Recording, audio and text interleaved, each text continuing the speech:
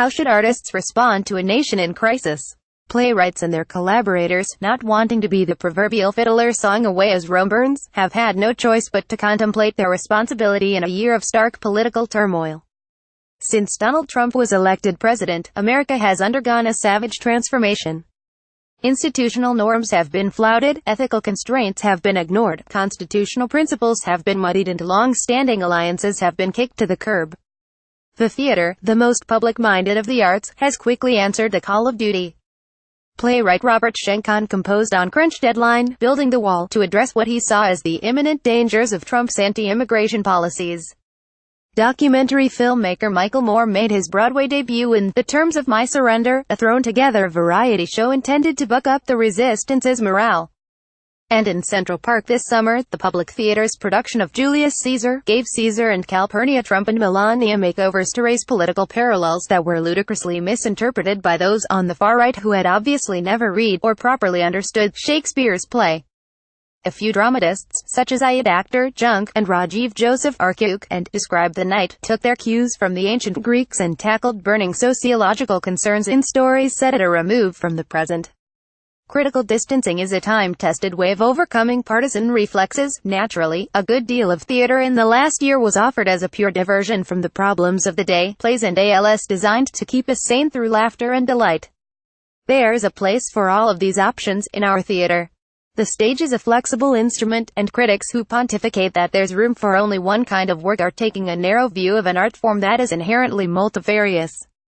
The Year in Review, 2017 in entertainment. But theater artists who really want to make a difference might be advised to break free from the constant of infuriating updates belching from their phones.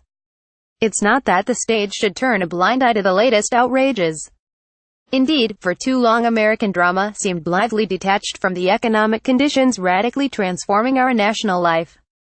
Yet playwrights have more pressing business than keeping up with the news crawl. At the moment, there's no greater service they can provide than creating imaginative worlds for audiences to contemplatively explore. Contemplatively is the crucial word. We're already oversupplied with hypnotic traps. Hollywood has taken care of that with an army of superheroes and space invaders. But entertainment for those who like to think and want to be challenged to think harder is badly needed. In a technological age that has atomized our attention while narrowing our interests, the theater has an obligation to use its power to restore our capacity to concentrate on something beyond our own preoccupations and pet interests.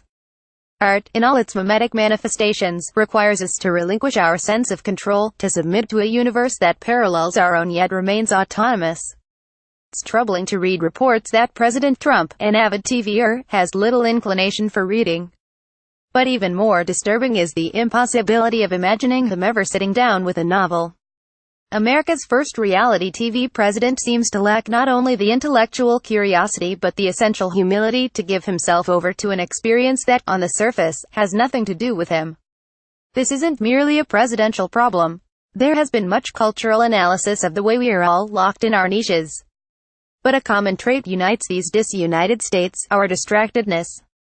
The constant hum of social media, cable news, Real Housewives, email, texts, dating apps, and all the other interruptions and time stealers of modern life has impaired our ability to yield our attention to a single field. As a result, we are less able to contend with the momentary boredom that can open the door to a deeper interest. We've become a nation of mental ice skaters, darting off in all directions with manic mindlessness. Ambitious drama, much like a demanding novel, asks us to endure a certain effort to attain a higher reward. When we revisit Hamlet, I sat through 4 in 2017, or Angels in America, a marathon I will eagerly undergo again next year in New York after seeing the new National Theatre production this summer in London, or Proust's In Search of Lost Time, which I waded through a second time in a more recent translation this year, some discomfort is part of the bargain. Length isn't always the issue. The demands can stem from originality of form or content, or both, as was the case with Mary Jane. Amy Herzog's compressed, cliché-denying drama about a single mother raising her disabled child. More than telling us what to think, theater artists retrain us how to think by jarring us out of our calcified patterns of understanding. Habit, Beckett said, is a great deadener, and the mind is the first to go. The 2016 election was worrying for a number of reasons, none more so than for the way it threw into relief the widespread deterioration of critical reasoning. Drama, the art in which perspectives are brought into collision, is a powerful antidote to the sophistry and sensationalism nullifying our capacity for intelligent debate. That might pain earnest, but the Greeks understood that our profoundest pleasures aren't superficial. The word theater derives from an ancient Greek word meaning behold, and the stage is fundamentally a place of vision, a medium where ways of seeing are transformed.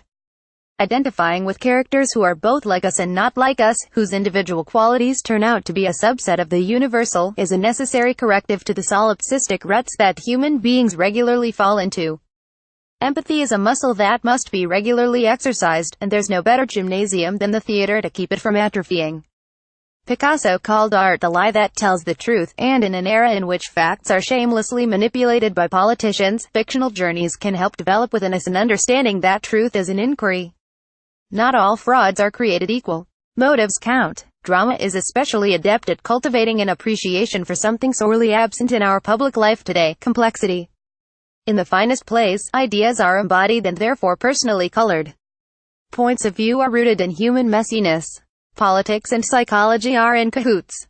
When Sophocles and Shakespeare simplify reality, as all artists must, they never lose sight of its slipperiness. The humanities in higher education have been forced to defend their usefulness, as though college were merely a form of career training. But artists should liberate themselves from the worry of utility. The service they provide is so intrinsic to the flourishing of humanity that creativity shouldn't ever have to justify itself. The survival of our species, after all, is contingent on culture. In his 2004 book, Where Shall Wisdom Be Found?, written during the martial drumbeat of post-9/11 anxiety, Harold Bloom issued a stern caution: reading alone will not save us or make us wise, but without it we will lapse into the death in life of the dumbing down in which America now leads the world. As in all other matters, today would seem to be a prime time for agitprop. Bring on the rabble-rousers, the weary-warts and the grievance peddlers, I say. Preaching to the choir isn't the grave sin some critics would have us believe. Even the most fervent courses need bolstering from time to time, and more power to those who want to appeal to Trump loyalists in an attempt to, if not convert them, at least grapple with their convictions. But the efficacy of direct engagement on the issues is a pleasing fantasy of grant writers. The theater can certainly make room for preachers and pundits, but craft and imaginative vision are a playwright's secret weapons. And political disasters, as we are all learning the hard way, are best rectified through elections. As we impatiently wait to cast our next ballots, our dramatists, by simply practicing their ancient art, can mold us into better citizens by fine-tuning our capacity for making judgments and by widening the mental circle of our community.